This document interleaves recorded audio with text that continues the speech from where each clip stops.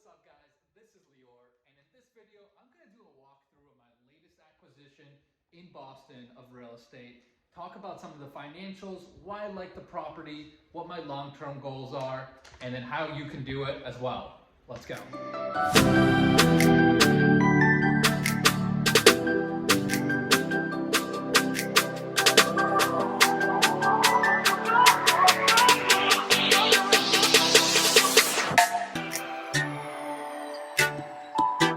What's going on guys, I'm Lior, and in this video I'm going to walk through my latest acquisition. So right now I'm standing in one of the units. So it's a 3-unit building in Roxbury, which is a neighborhood in and around Boston. So let's get right into the content today. I'm going to go over 3 reasons why I really like the property. I'm going to do some numbers and financials of the property, and then some of my long-term goals. So, you know, I actually found this deal on MLS. It wasn't an off-market deal, but there's a few things that really made me like it. Starting with number 1, which is I got the property delivered vacant. You know, that's actually, for me, it's a big advantage because, you know, a lot of these older multifamilies around the Boston area, you know, they tend to be older, they tend to need some work. So by getting the property vacant, I was able to get all people out of the property, and I was able to get right into the renovations. So with that being said, let's go into some of the renovations and you can kind of get a feel for the unit. So the units weren't too bad when I bought them, but the scope of work that I did was we actually put up new drywall over the existing. So you can see behind me that the walls look pretty clean, very smooth. It's actually, what I learned, it's actually pretty hard to do that. So we were thinking about taking down the existing drywall and then going up with a new one. But again, I was in a little bit of a budget constriction.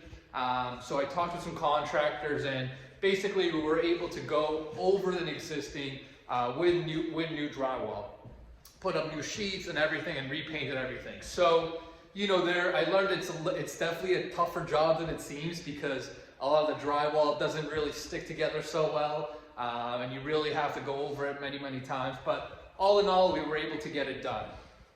Next thing we did in renovations, as you can see, we did resanded all the floors. They look really good. So now we kind of have that old hardwood floor look, which I absolutely love, and tenants around the Boston area absolutely love.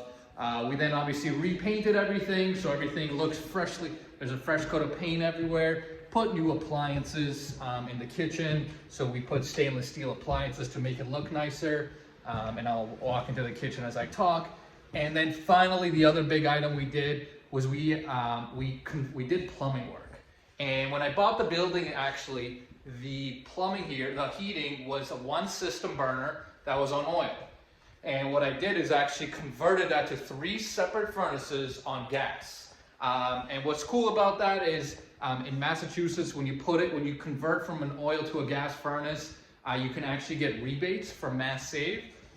So once we kind of finish everything up and lease up the building, we're going to go back to Mass Save and then get about $2,000 per boiler in rebates for the work that we did.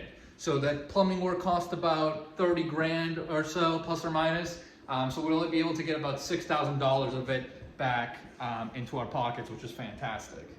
So all in all, we spent about $60,000 of work, again, mainly consisting of that plumbing work, which was a big bill of it, then doing that new drywall over the existing, and then some minor cosmetics like paint, new appliances, and you know, a couple windows here and there, that kind of thing.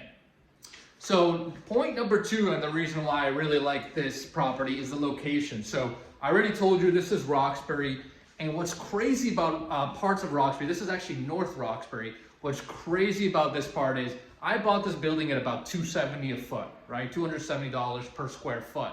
And if you go 5 minutes north of here into the south end, there's real estate literally trading at $1,100 and $1,200 per square foot. So $1,000 per square foot more than what I bought the property for. Now, obviously, you know, these areas are totally different today.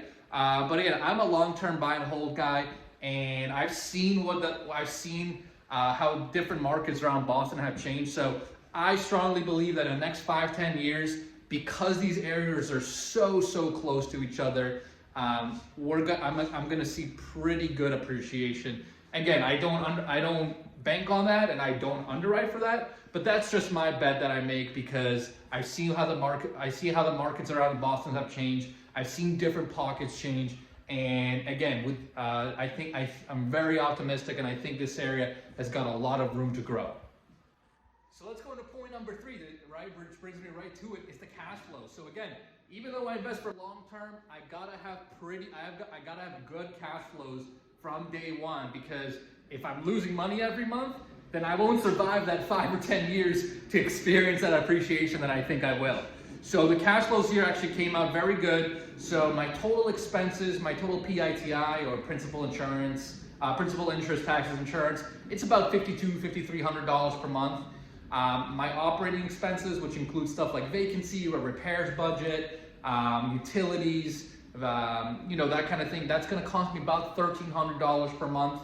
So I'm going to have total expenses of about $7,400, if I'm doing the math right, or $6,400 per month, right?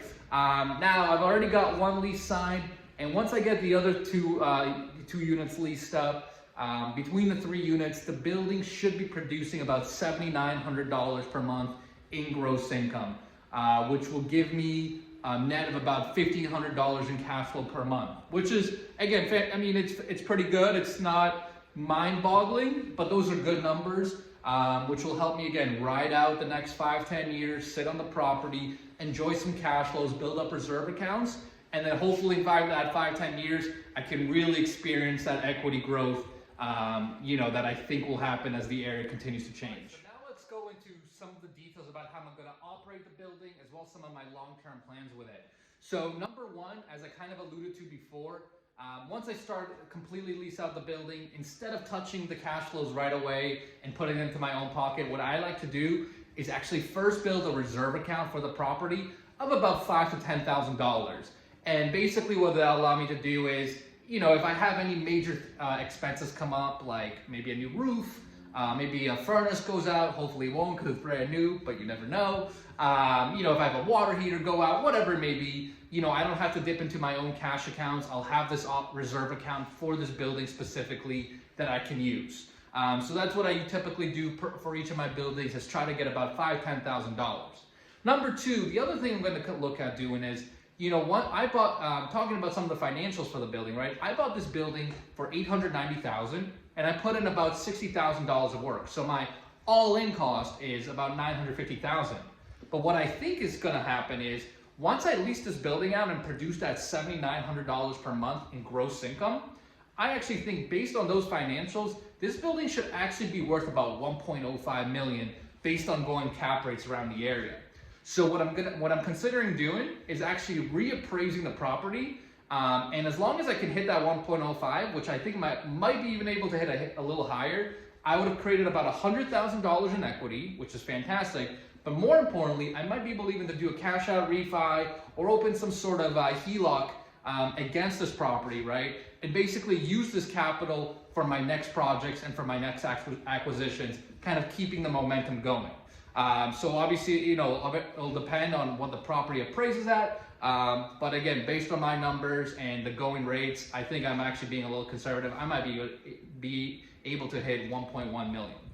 And finally, in terms of long-term operations, one other thing I'm going to do is just keep my eye out on the market, right? Because, like I said, I think this area is going to keep changing. And as it does, I'm going to keep looking at things like maybe I finish some square footage in my basement, right? I can maybe create a duplex between the first floor and the basement. And instead of having a 2-bedroom on the first floor, I can create a 4-bedroom, right? So right now, the cost to finish that basement doesn't really make sense in terms of the return I'm going to get on rent and on value. But maybe in 3, 4, 5 years, once this area continues to grow and change, maybe by then the financials will make more sense. So I'm just going to keep a lookout on that. And finally, like I said, I'm going to give you guys some tips about how you can do this yourself. It's not rocket science. I found this deal on MLS, right? I mean, sometimes you do find good deals on MLS. You just got to know what you're looking for, right? As soon as this deal came on market and I found out that I could get it delivered vacant, I knew right away there's some untapped potential in this property. So you just got to have your criteria very, very narrowly focused and understand what are you looking for, what kind of units, what kind of locations, what kind of terms, and then you'll be able to filter very quickly and find some potential hidden gems on the market. The other thing I'll let you guys know is, we did this $60,000 of work. Yes, it could sound potentially intimidating, but really it's not that bad. As long as we plan for it, projected the numbers, plan for also holding costs, right? So we've got now 2 months of work, which means I've got to plan out for 2 months of mortgage payments without tenants. As long as you plan for all that in advance, it really is very possible, and it's very possible to execute, and it can really be done by anyone. So hopefully that makes sense, guys. If you have any questions, any thoughts, any comments, put them below.